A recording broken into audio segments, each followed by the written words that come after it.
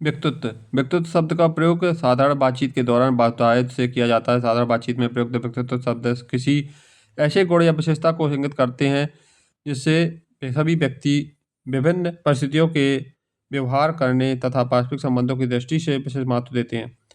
व्यक्ति के वे आंतरिक व बाह्य लक्षण विशेषताएं जिनसे समाज में उनकी पहचान बने उसे व्यक्तित्व कहते हैं। अर्थात मानव का बाह्य स्वरूप और उसके अंतर्निहित गुणों में के सम्मिलित रूप को व्यक्तित्व कहते हैं। अल्फ्रेड एल्डर ने अपनी पुस्तक इंडिविजुअल फिजिकोलॉजी में व्यक्तित्व को जीने का एक ढंग कहा है। अंग्रेजी भाषा के पर्सनैलिटी शब्द का हिंदी अर्थ है व्यक्तित्व। यह शब्द लैटिन भाषा के पर्सोना से लिया गया है जिसका अर्थ है नकली चेहरा या मुखौटा, नकाब होता है। मुखौटे के अनुरूप वेशभूषा, रंग, बोलचाल और व्यवहार व्यक्तित्व करना व्यक्तित्व माना जाता है।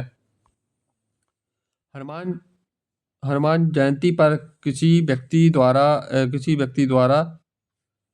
द्वारा हनुमान जी का मुखौटा पहनने और उनके जैसे वस्त्र धारण करने पर बच्चे उस व्यक्ति के पैर छूते हैं और आशीर्वाद लेते हैं। बच्चे या वयस्क उस मुखौटा पहनने वाले व्यक्ति को अब हनुमान जी ही समझते हैं क्योंकि उस व्यक्ति की पर्सनैलिटी मुखौटा पहनने पर हनुमान जी ही की मानी जाती है। व्यक्तित्व के निर्माण की शुरुआत परिवार में होती है तथा समाज बालक के व्यक्तित्व का निर्माण पूर्ण करता है। प्राचीन काल में व्यक्तित्व से अभिप्राय शारीरिक रचना, रंग, रूप, वेशभूषा और इत्यादि से लगाया जाता है। जो व्यक्ति बाह्य गुणों में जितना प्रभावित कर सकता है वह उतना ही अधिक प्रभावशाली माना जाता है। प्राचीन प्राचीन और आधुनिक। प्राचीन में आता है बाह्य रूप यानी शरीर रचना पर आधारित। आधुनिक रूप में आता है आंतरिक रूप और बाह्य रूप यानी सर्वांगीण विकास पर आधारित। व्यक्तित्व की परिभाषा गिलफोर्ड के अनुसार व्यक्तित्व व्यक्ति के गुणों का समन्वित रूप होता है। अगला है वाटसन के अनुसार जो कुछ करते हैं वही व्यक्तित्व है। मन के अनुसार व्यक्तित्व एक व्यक्ति के व्यवहार के तरीकों, दृष्टिकोणों, क्षमताओं, योग्यताओं तथा अभिरुचियों का विशिष्टतम संगठन है। वुडवर्थ के अनुसार व्यक्तित्व व्यक्ति के व्यवहार की एक समग्र गुणात्मकता है। कैंप के अनुसार व्यक्तित्व आदतों की उन अवस्थाओं का समन्वय है जो वातावरण के साथ व्यक्ति के विशिष्ट अभियोजना का प्रतिनिधित्व करती है। बोरिंग के अनुसार वातावरण के साथ सामान्य एवं स्थायी समायोजन ही व्यक्तित्व है। वैलेंटाइन के अनुसार व्यक्तित्व जन्मजात एवं अर्जित प्रवृत्तियों का योग है। जेरेक्स के अनुसार व्यक्तित्व समाज द्वारा मान्य तथा अमान्य गुणों का संतुलन है। आलपोर्ट के अनुसार 1937 में व्यक्तित्व व्यक्ति के भीतर उन मनोदैहिक गुणों का गतिशील या गत्यात्मक संगठन है जो वातावरण में उसके अपूर्व समायोजन को निर्धारित करता है। आर बी कैटल के अनुसार व्यक्तित्व वह है जिसके द्वारा हम यह भविष्यवाणी कर सकते हैं कि कोई व्यक्ति किस परिस्थिति में क्या करेगा। डेसियल के अनुसार व्यक्तित्व व्यक्ति के संगठित व्यवहार का संपूर्ण चित्र होता है। यंग के अनुसार 1952 में व्यक्ति के चरित्र, चित्त, प्रकृति, ज्ञान, शक्ति तथा शरीर गठन का करीब करीब एक स्थायी एवं टिकाऊ संगठन है जो वातावरण में उसके अपूर्व समायोजन का निर्धारण करता है। व्यक्ति की आयु के अनुसार उसके व्यक्तित्व में परिवर्तन होता रहता है। जब बालक 5 वर्ष का होता है तब उसका व्यक्तित्व बच्चे जैसा होता है और जैसे जैसे उम्र बढ़ती है वैसे वैसे बालक में तर्क, चिंतन, समस्या समाधान, रहने के तरीकों, वेशभूषा, बोलचाल आदि में परिवर्तन होता है। इस वजह की से व्यक्ति के व्यक्तित्व में गतिशील परिवर्तन होता रहता है। व्यक्तित्व की परिभाषाओं के दृष्टिकोण। दार्शनिक दृष्टिकोण व्यक्तित्व आत्मज्ञान का दूसरा नाम है। यह पूर्णता का प्रतीक है। समाजशास्त्रीय दृष्टिकोण व्यक्तित्व उन सब तत्वों का संगठन है जिसके द्वारा व्यक्ति को समाज में कोई स्थान प्राप्त होता है। इसलिए हम व्यक्तित्व को सामाजिक प्रवाह कह सकते हैं। अगला है मनोवैज्ञानिक दृष्टिकोण। यह सबसे उचित दृष्टिकोण है क्योंकि इसमें वैज्ञानिकता पाई जाती है। वंशानुक्रम, वातावरण और व्यक्तित्व विकास होता है। इसमें व्यक्तित्व को प्रभावित करने वाले कारक। व्यक्तित्व के निर्धारण में ऐसे तात्पर्य कुछ ऐसे कारकों से होता है जिनके व्यक्तित्व का विकास प्रभावित होता है। इस प्रकार के कारकों को 3 भागों में बांटा गया है। जैविक कारक। नंबर 1 है जैविक कारक। ऐसे कारक जिनका संबंध व्यक्ति की आनुवंशिकता तथा जैविक प्रक्रियाओं से होता है उन्हें जैविक कारक कहते हैं। अंतःस्रावी ग्रंथियां, शरीर रचना, शारीरिक रसायन आदि। दूसरा होता है वातावरण संबंधी कारक। कुछ ऐसे कारक जिनका संबंध व्यक्ति के वातावरण से होता है उन्हें वातावरण कारक कहते हैं। उसके अंतर्गत सामाजिक कारक व सांस्कृतिक कारक आते हैं। मनोवैज्ञानिक कारक। व्यक्तित्व को प्रभावित करने वाले कारकों में मनोवैज्ञानिक कारक भी महत्वपूर्ण भूमिका निभाते हैं। इन कारकों में कुछ रुचियाँ, अभिवृत्तियाँ, प्रेरणा, आत्मबोध आदि आते हैं। मनोविश्लेषणवाद में व्यक्ति के जीवन के प्रारंभिक 5 वर्ष व्यक्तित्व निर्माण में महत्वपूर्ण माने हैं। अधिगम के अभाव में व्यक्तित्व का विकास संभव नहीं है। प्राचीन अवधारणा में व्यक्तित्व बाह्य गुणों आवरण को कहा जाता है, लेकिन आधुनिक अवधारणा में व्यक्तित्व और मानसिकता वातावरण समन्वय विलक्षणता को कहा जाता है। एक व्यक्ति के विकास पर जन्मजात कारक और वातावरणीय कारक दोनों प्रकार का प्रभाव पड़ता है, परंतु व्यक्तित्व व्यक्तित्व का जन्मजात कारक की कोई अपेक्षा वातावरणीय कारक का प्रभाव अधिक होता है। व्यक्तित्व की कुछ विशेषताएं इस अर्थ में गत्यात्मक होती हैं क्योंकि वे स्थिति के अनुसार परिवर्तित होती एवं अनुकूलनशील होती हैं। व्यक्तित्व की विशेषताएं व्यक्तित्व व्यक्ति की ज्ञानात्मक, क्रियात्मक, भावात्मक एवं शारीरिक विशेषताओं का एक संगठित रूप है जो एक दूसरे से भिन्न होता है। इसकी सामान्य विशेषताएं निम्नलिखित होती हैं। आत्मचेतना व्यक्तित्व की एक प्रमुख विशेषता है। आत्मचेतना के कारण मनुष्य को सर्वोच्च प्राणी का स्थान प्राप्त है तथा उसमें व्यक्तित्व की उपस्थिति को स्वीकार किया गया है। सामाजिकता व्यक्ति जैसे जैसे समाज से जुड़ता है और उसमें सामाजिकता आती है और सामाजिकता का विकास व्यक्तित्व को निखारने के लिए अति महत्वपूर्ण है। एकता एवं एकीकरण व्यक्तित्व के सभी अच्छे गुणों का समन्वित रूप या उन गुणों का एकीकृत होना अति आवश्यक है, अर्थात व्यक्ति के शारीरिक, मानसिक, सामाजिक सभी गुणों में एकता का होना आवश्यक है। शारीरिक व मानसिक स्वास्थ्य बालक का शारीरिक व मानसिक विकास अच्छा होना चाहिए क्योंकि इन दोनों में से कोई भी कमजोर होने पर व्यक्तित्व अच्छा मजबूत पूर्ण नहीं होता है। सामंजस्य सामंजस्य व समायोजन व्यक्तित्व को परिस्थिति के अनुसार समायोजन करना आना बहुत आवश्यक है, तब ही अच्छे व्यक्तित्व का निर्माण हो सकता है। विकास की निरंतरता व्यक्ति के विचारों, सामाजिकता आदि में विकास होते रहने से व्यक्तित्व का भी विकास होता रहता है, अर्थात विकास की निरंतरता आवश्यक है। निर्देशित लक्ष्य प्राप्ति व्यक्ति के जीवन में लक्ष्य निर्देशित होना बहुत जरूरी है। अब जब लक्ष्य होगा तब ही वह उस लक्ष्य की प्राप्ति के लिए कार्यरत रहेगा तथा व्यक्तित्व का विकास होगा। दृढ़ इच्छा शक्ति जब किसी व्यक्ति में दृढ़ इच्छा होती है तो वह अपने कार्य के प्रति समर्पित होता है और उस कार्य को अच्छे तरीके से करता है। इससे भी व्यक्तित्व का विकास होता है। व्यक्तित्व के प्रकार 400 ईसा पूर्व में प्रथम वर्गीकरण प्रस्तुत करने वाले मनोवैज्ञानिक यूनानी ग्रीक जीवन शरीरशास्त्री हिप्पोक्रेट्स थे। हिप्पोक्रेट्स के द्वारा यह वर्गीकरण अपनी कृति नेचर ऑफ मैन के अंतर्गत दिया गया है। हिप्पोक्रेट्स ने विशेष रूप से नया रूढ़ प्रवृत्ति वाला व्यक्तित्व जोड़ा। इन्होंने व्यक्तित्व को शरीर द्रव्यों के आधार पर 4 भागों में वर्गीकृत किया है। नंबर पहला है काले पित्त वाले। इसमें उदास, मंदित, निराशावादी व्यक्ति आते हैं। दूसरा है पीले पित्त वाले, इसमें गुस्सैल, चिड़चिड़े स्वभाव वाले व्यक्ति आते हैं। तीसरा है कफ श्लेष्मा प्रवृत्ति वाले, इसमें विरक्त, भावशून्य, निष्क्रिय वाले व्यक्ति आते हैं। चौथा है रुधिर प्रवृत्ति वाले, इसमें प्रसन्न, खुशमिजाज, आशावादी व्यक्ति आते हैं। नंबर 1 है शरीर रचना का दृष्टिकोण, पाश्चात्य दृष्टिकोण। शरीर रचना के आधार पर जर्मन मनोचिकित्सक रेस्मर ने अपनी पुस्तक फिजिक्स एंड कैरेक्टर 1925 में व्यक्तित्व के 4 प्रकार बताए हैं। नंबर 1 है पिकनिक प्रकार। ऐसे व्यक्ति का कद छोटा, शरीर भारी, मोटा, गोलाकार एवं अधिक चर्बी वाला होता है क्योंकि ये हंसी मजाक करने वाले तथा घूमने फिरने वाले होते हैं। ये खाने के शौकीन तथा वर्तमान में जीने वाले होते हैं। ऐसे व्यक्तियों की गर्दन छोटी एवं मोटी होती है। ऐसे व्यक्ति को गुस्सा नहीं आता है। पिकनिक प्रकार के व्यक्तित्व को साइक्लोआइट गोलकार व्यक्तित्व के नाम से भी जाना जाता है। दूसरा है एथलेटिक प्रकार। ऐसे व्यक्ति का शरीर ना तो अधिक लंबा और ना अधिक छोटा होता है। इनका शरीर मजबूत, ताकतवर, बलवान और एवं सुडौलकाय होता है क्योंकि इनका स्वयं के क्रोध पर नियंत्रण होता है और यह सामाजिक प्रवृत्ति के होते हैं। ये ना तो ज़्यादा चंचल होते हैं, ना ही ज़्यादा उदासीन होते हैं और अतः ऐसे व्यक्ति बदलती हुई परिस्थिति के साथ आसानी से स्वयं को बदल लेते हैं, अर्थात ये समायोजित हो जाते हैं। इसी कारण से इन्हें सामाजिक प्रतिष्ठा काफ़ी मिलती है। एथलेटिक प्रकार के व्यक्तित्व को पुष्टकाय या व्यक्तित्व या सुडौलकाय व्यक्तित्व भी कहा जाता है। एस्थेनिक प्रकार ऐसे व्यक्ति का शरीर दुबला पतला तथा वे कमजोर और चिड़चिड़े स्वभाव वाले होते हैं। ये कल्पना की दुनिया में खोए रहते हैं और दिवा स्वप्न अधिक दिखते हैं। उसी कारण ये छोटी-छोटी बातों पर चिड़चिड़े हो जाते हैं या सामाजिक उत्तरदायित्वों से दूर रहने की प्रवृत्ति तथा दिवास्वप्न अधिक जग रखते हैं। इस प्रकार के व्यक्तित्व वाले व्यक्तियों में मानसिक रोगी होने की संभावना अधिक होती है। एस्थेनिक प्रकार के व्यक्तित्व को कृशकाय या सिजोआइड लंबकाय व्यक्तित्व भी कहा जाता है। चौथा है डायप्लास्टिक या आसप्लास्टिक। क्रेस्मर का मानना है कि ऐसा व्यक्तित्व जो ना तो पिकनिक प्रकार में, ना एथलेटिक प्रकार में और ना ही एस्थेनिक प्रकार में शामिल होते हैं, अर्थात उसमें इन तीनों प्रकार के गुण मिले जुले हुए रहते हैं, तो उसे डायप्लास्टिक प्रकार या व्यक्तित्व आसप्लास्टिक मिश्रित प्रकार का या व्यक्तित्व कहते हैं। शेल्डन का वर्गीकरण शेल्डन ने भी सन 1940 में सोमो टाइप सिद्धांत के अंतर्गत शरीर रचना के आधार पर व्यक्तित्व के 3 प्रकार बताए हैं। नंबर 1 है गोलाकार। शेल्डन द्वारा वर्गीकृत यह प्रकार क्रिस्मर के पिकनिक प्रकार से मिलता-जुलता, मोटे, विनोदी, संरचित है। ऐसे एंडोमॉर्फिक प्रकार व्यक्तित्व भी कहते हैं। यह स्वभाव से शिथिल, सामाजिक या मिलनसार होते हैं। इस प्रकार के व्यक्तित्व के स्वभाव को शेल्डन ने विसरोटोनिया कहा है। आयताकार शेल्डन द्वारा वर्गीकृत यह प्रकार क्रिस्मर के अस्थेनिक प्रकार से मिलता-जुलता, स्वस्थ, जोखिम तथा बहादुरी का प्रकार करने की प्रवृत्ति, इसे मीसोमॉर्फिक प्रकार व्यक्तित्व भी कहते हैं। इस प्रकार के व्यक्ति के स्वभाव को शेल्डन ने सोमेटोटोनिया कहा है। लंबाकार शेल्डन द्वारा वर्गीकृत यह प्रकार क्रिस्मर के स्थैनिक प्रकार से मिलता-जुलता, कोषाग्र, बुद्धि, कलात्मक लोगों में कम मिलना-जुलना अर्थात अंतर्मुखी होते हैं।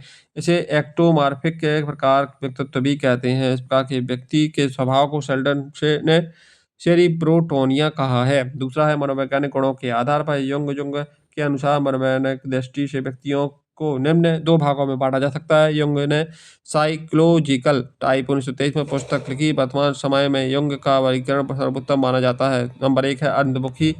ऐसे व्यक्ति संकोची, लज्जाशील, एकांत प्रिय। ऐसे व्यक्ति दूसरे से मिलना-जुलना पसंद नहीं करते हैं। इनकी दोस्ती सीमित लोगों से होती है। स्वार्थी, अपनी वस्तुओं के प्रति सजग, जल्दी घबराने वाले, आत्मकेंद्रीय, अध्ययनशील, आत्मचिंतक, तथ्यपूर्ण चिंतन, रूढ़िवादी, पुराने रीति रिवाजों का पालन करने वाले तथा सामाजिक प्रवृत्ति के होते हैं। रचनाकार, गणितज्ञ, वैज्ञानिक, दार्शनिक व लेखक बनने वाले के लिए यह उचित व्यक्तित्व है।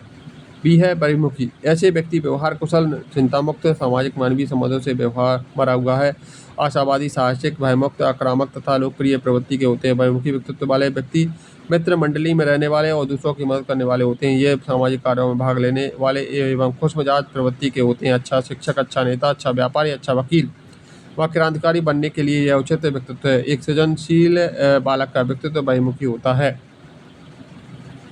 उभयमुखी आधुनिक मनोवैज्ञानिकों ने बताया कि उभयमुखी व्यक्तित्व के प्रकार के व्यक्तियों में कुछ गुण अंतर्मुखी व्यक्तित्व के तथा कुछ गुण बहिर्मुखी व्यक्तित्व के होते हैं। सामाजिक एवं उचित व्यक्तित्व दर्शाने के लिए यह उचित व्यक्तित्व है। तीसरा है समाजशास्त्रीय सामाजिक गुणों का दृष्टिकोण। समाजशास्त्रीय आधार पर स्प्रेंगर ने अपनी पुस्तक टाइप्स ऑफ मैन में व्यक्तित्व को रुचियों के आधार पर 6 भागों में वर्गीकृत किया है। यह वर्गीकरण व्यक्ति के सामाजिक कार्य व स्थिति के आधार पर दिया गया है। सिद्धांतवादी व्यक्तित्व, कवि, लेखक, आर्थिक धन एकत्र करने वाले व्यक्ति, व्यापारी, उद्योगपति।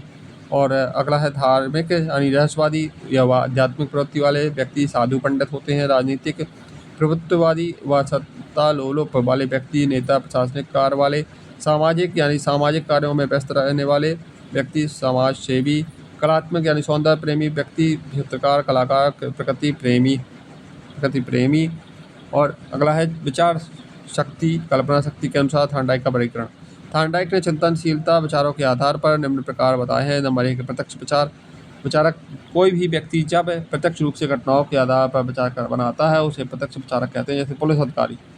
सूक्ष्म विचारक किसी व्यक्ति विषय को गहनतापूर्वक अवलोकन करने के आधार पर विचार बनाता है या छोटी-छोटी बातों को भी गहराई से सोचते हैं। ऐसे लोगों को विज्ञान एवं गणित जैसे विषयों में रुचि लेते हैं, उसे सूक्ष्म विचारक कहते हैं, जैसे एक न्यायाधीश। स्थूल विचारक किसी भी व्यक्ति का लाभ एवं हानि के आधार पर विचार बनाना, अर्थात यह भौतिक वस्तुओं पर अधिक विचार विमर्श करते हैं, स्थूल विचारक कहलाता है। जैसे एक नेता, एक व्यापारी। अगला है 5वां भारतीय दृष्टिकोण। भारतीय दर्शन की उत्कृष्ट कृति श्रीमद् भागवत गीता के उपाध्याय 14 के श्लोक 9 में 3 गुणों के आधार पर व्यक्तित्व को 3 भागों में बांटा है। नंबर 1 है सात्विक यानी सतोगुणी सफेद। ये व्यक्ति धार्मिक प्रवृत्ति के अर्थात ईश्वर में विश्वास रहने वाले होते हैं, यज्ञानुष्ठान व दूसरों का भला करने में अपना समय व्यतीत करते हैं। राजसी रजोगुणी लाल। ये व्यक्ति कर्म में विश्वास करते हैं, महत्वाकांक्षी प्रवृत्ति व्यक्ति सत्ता प्राप्ति की इच्छा रखते हैं। तामसी तमोगुणी काला। ये व्यक्ति सुख प्राप्ति में विश्वास रखते हैं, ये आलस्य की प्रवृत्ति वाले होते हैं, अमानवीय व्यवहार से युक्त होते हैं। एक बालक सुबह उठने के लिए 4 बजे का अलार्म लगाकर सोता है। अगर वह अलार्म बजने के कुछ समय पहले ही उठ जाए तो उस बालक में सात्विक गुण विद्यमान है। अगर वह बालक अलार्म बजने के बाद उठे तो उसमें राजसी गुण विद्यमान होता है। अगर वह बालक 4 बजे के अलार्म के बाद भी वह 6 बजे उठे तो उसमें तामसी प्रवृत्ति अधिक है, तो उसे स्वयं के सुख की प्राप्ति से में ज़्यादा विश्वास है। आधुनिक दृष्टिकोण के अनुसार व्यक्तित्व को 3 भागों में वर्गीकृत किया गया है। नंबर 1 है भावुक व्यक्ति। इस प्रकार के व्यक्ति अपने दिमाग से ज़्यादा दिल की बातें सुनते हैं। मॉर्गन गिलीलैंड ने उसके अनुसार निम्न प्रकार बताए हैं: चिड़चिड़ा, दूसरा है अस्थिर, तीसरा उदासीन। दूसरा पॉइंट है कर्मशील कार्यशील व्यक्तित्व। इस प्रकार के व्यक्ति हस्त कौशल तथा रचनात्मक क्रिया में अच्छे होते हैं, जैसे खिलाड़ी, पहलवान, चित्रकार, कलाकार, सिपाही आदि। तीसरा है विचारशील व्यक्तित्व। इस प्रकार के व्यक्ति अपने दिल से ज़्यादा दिमाग की बातें सुनते हैं। मॉडर्न जनरेशन अधिक भावुक, कर्मशील और विचारशील। का वर्गीकरण। आइजैक ने व्यक्तित्व के 4 प्रकार बताए हैं। नंबर 1 है अंतर्मुखी। इसका विवरण पिछले पृष्ठ पर दिया हुआ है। बहुमुखी। इसका विवरण पिछले पृष्ठ पर दिया हुआ है। और स्वयं विरोधी, न्यूरोटिक। ऐसे व्यक्ति हर समय हर घटना में स्वयं को जिम्मेदार मानता है। समाज विरोधी, साइकोटिक। ऐसे व्यक्ति समाज के नियमों कानूनों को हर समय गलत मानता है। आइजैक के अंतर्मुखी व बहुमुखी तथा स्वयं समाज के विरोधी थे। आलपोर्ट का वर्गीकरण। आलपोर्ट ने व्यक्तित्व को 2 भागों में विभक्त किया है। नंबर 1 है प्रभुतापूर्ण। इस प्रकार के व्यक्तित्व के व्यक्ति दूसरों पर अधिकार जमाना पसंद करते हैं तथा किसी भी स्थिति में हार नहीं मानते हैं। अधीनस्थ। ऐसे व्यक्ति सामाजिक न होकर स्वकेंद्रित होते हैं। इस प्रकार के लोग सपने अधिक देखते हैं। इन लोगों में इच्छाएं क्षमताओं से अधिक होती हैं। इनमें नेतृत्व क्षमता का अभाव पाया जाता है। अगला है नाड़ी शून्य ग्रंथि रचना के आधार पर वर्गीकरण। कैनन द्वारा नाड़ी शून्य ग्रंथियों के स्राव अंतःस्रावी ग्रंथियां के आधार पर निम्न वर्गीकरण किया गया है। नंबर 1 है हाइपरथायराइड। इस प्रकार के व्यक्ति तीव्र लालसा वाले तथा दूसरों पर अपना प्रभुत्व जमाने वाले होते हैं। हाइपोथायराइड। इस प्रकार के व्यक्ति स्वस्थ एवं मानसिक तौर पर मंद होते हैं तथा इनमें कामुकता की न्यूनता होती है। Pituitary type. इस प्रकार के हाइपर पिट्यूटरी प्रकार के व्यक्ति शरीर विकसित, मांसपेशियां शक्तिवान, प्रबल मस्तिष्क का कामुक तथा हाइपर पिट्यूटरी प्रकार के व्यक्ति मंद आकार, नाटा, आलसी एवं असंतुलित होते हैं। Adrenal cortex. इसमें एड्रिनल हाइपर प्रकार के व्यक्ति शक्तिवान, स्थिर रहने वाले तथा एड्रिनल हाइपर प्रकार के व्यक्ति असंतुलित एवं चिड़चिड़े होते हैं। पैराथायराइड। इस प्रकार के व्यक्ति झगड़ालू होते हैं। Gonads hyper active. इस प्रकार के व्यक्ति अधिक आक्रमणकारी होते हैं। गोनाड्स हाइपो एक्टिव कला, साहित्य एवं संगीत जैसे क्षेत्रों में रुचि लेने वाले होते हैं। अगला है विलियम जेम्स ने प्रकृति व स्वभाव के आधार पर इन्होंने व्यक्तित्व को 2 भागों में वर्गीकृत किया है: कोमल हृदय वाले, सरल स्वभाव वाले। इनका व्यवहार अमूर्त सिद्धांतों के द्वारा निर्देशित होता है। ऐसे व्यक्ति बुद्धिजीवी, आशावादी, आदर्शवादी और आस्तिक तथा पूर्वग्रही होते हैं। कठोर हृदय वाले, कठोर स्वभाव वाले। ऐसे व्यक्ति विचारों की अपेक्षा शारीरिक संवेदनाओं में अधिक रुचि रखते हैं। ऐसे व्यक्ति भौतिकवादी, निराशावादी, अधार्मिक तथा संशयवादी होते हैं। न्यूमैन तथा स्टर्न ने व्यक्तित्व को 2 भागों में वर्गीकृत किया है। नंबर 1 है विश्लेषणात्मक। विश्लेषणात्मक व्यक्ति किसी बात के सूक्ष्मतम अध्ययन में बड़ी रुचि रखते हैं। संश्लेषणात्मक व्यक्ति समीक्षा करना प्रायः पसंद नहीं करते हैं। टाइप ए टाइप बी सिद्धांत। फ्रीडमैन एवं रोज़नमैन ने व्यक्तित्व को इन 2 प्रकार टाइप ए और टाइप बी में वर्गीकृत किया है। टाइप ए व्यक्तित्व वाले लोगों में उच्च स्तरीय अभिप्रेरणा, धैर्य की कमी, समय की कमी का अनुभव करना, उतावलापन और कार्य के बोझ में हमेशा लदे रहने का अनुभव करना पाया जाता है। ऐसे लोग निश्चित होकर मंद गति से कार्य करने में कठिनाई का अनुभव करते हैं। इस व्यक्तित्व वाले लोग अति रक्तदान और कोरोनरी हृदय रोग के प्रति ज़्यादा संवेदनशील होते हैं। टाइप बी व्यक्तित्व वाले व्यक्ति टाइप ए व्यक्तित्व के ठीक विपरीत समझे जाते हैं। मॉरिसन ने एक टाइप सी व्यक्तित्व को सुझाया जो लोगों के प्रति संवेदनशील होते हैं। इस प्रकार के व्यक्तित्व वाले लोग सहयोगशील, विनीत और धैर्यवान होते हैं। ऐसे व्यक्ति अपने निषेधात्मक संवेगों जैसे क्रोध का दमन करने वाले होते हैं। हाल ही में एक टाइप डी व्यक्तित्व का भी सुझाव दिया गया है। ऐसे व्यक्तित्व वाले लोगों में अवसाद के प्रति प्रवणता होती है। व्यक्तित्व के प्रमुख सिद्धांत। व्यक्तित्व की प्रकृति स्पष्ट करने के लिए मनोवैज्ञानिकों ने व्यक्तित्व के संबंध में अनेक सिद्धांतों का प्रतिपादन किया है। नंबर 1 है मनोविश्लेषणात्मक सिद्धांत। व्यक्तित्व के इस प्रथम प्रथम व्यापक सिद्धांत की रचना करने का श्रेय सिगमंड फ्रायड 1856 से 1939 को दिया जाता है। इनका जन्म फ्राइबर्ग में हुआ। 3 वर्ष बाद यह वियना ऑस्ट्रिया चले गए। इन्होंने व्यक्तित्व के 3 कारक बताए हैं: इदम, अहम, परमहम। सिगमंड फ्रायड ने मन की 3 दशाएं बताई हैं। नंबर 1 है चेतन मन। चेतन मन के अनुसार व्यक्ति जागृत अवस्था में होता है। उसके मस्तिष्क में क्रियाएं साथ साथ चलती हैं। मस्तिष्क में चेतन मन कुल भाग का 1/10 यानी 10% होता है। अचेतन मन मस्तिष्क में अचेतन मन में कटु अनुभूतियां, दुखद बातों तथा अतृप्त इच्छाओं का भंडार होता है। कुल भाग का 9/10 यानी 90% होता है। जैसे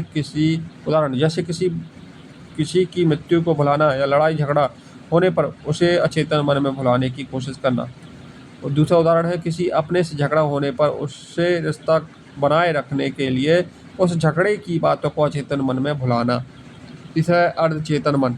अर्धचेतन मन चेतन व अचेतन के बीच की अवस्था है। याद की गई बातों को अचानक भूल जाना, अटक जाना, हकला जाना आदि बातें अर्धचेतन मन को प्रदर्शित करती हैं। अर्थात ऐसी अवस्था जिसमें व्यक्ति किसी कार्य को भूल जाता है और बाद में तुरंत याद आ जाए। जैसे उदाहरण के तौर पर परीक्षा हॉल में परीक्षा देते समय प्रश्न का उत्तर नहीं आए, लेकिन परीक्षा हॉल से बाहर निकलते ही याद किया हुआ उत्तर तुरंत याद आ जाए। दूसरा उदाहरण है बचपन के किसी दोस्त से मिलने पर चेहरा याद, पुरानी बातें याद, थोड़े दिन पहले तो नाम भी याद, लेकिन आज उसके सामने होने पर नाम का भूल जाना। चेतन और अचेतन का ग्राफ ये चेतन है 1/10 यानी मस्तिष्क की जागृत अवस्था होती है। अर्धचेतन में चेतन और चेतन के बीच की अवस्था होती है। अचेतन में 9/10 यानी दमित इच्छाओं का भंडार होता है। फ्रायड ने अचेतन मन को व्यक्तित्व की दृष्टि से अत्यधिक महत्वपूर्ण स्वीकार किया। उसने मानसिक क्रियाओं के चेतन व तथा अचेतन पक्षों की तुलना पानी पर तैरते बर्फ के टुकड़े से करते हुए कहा कि जिस प्रकार से बर्फ के टुकड़े का जितना हिस्सा पानी से बाहर नजर आता है, उससे कई गुना अधिक हिस्सा पानी के अंदर आता है। ठीक उसी प्रकार के व्यक्तित्व के चेतन पक्ष की तुलना में उसका अचेतन पक्ष अधिक व्यापक एवं जटिल होता है।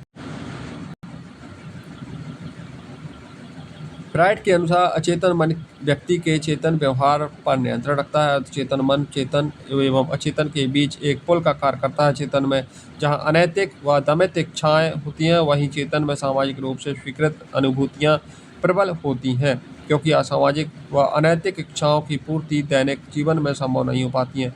इसलिए वे चेतन से हटकर दमित रूप से अचेतन में एकत्रित हो जाती हैं एवं व्यक्ति के व्यवहार को परोक्ष रूप से प्रभावित करती रहती हैं।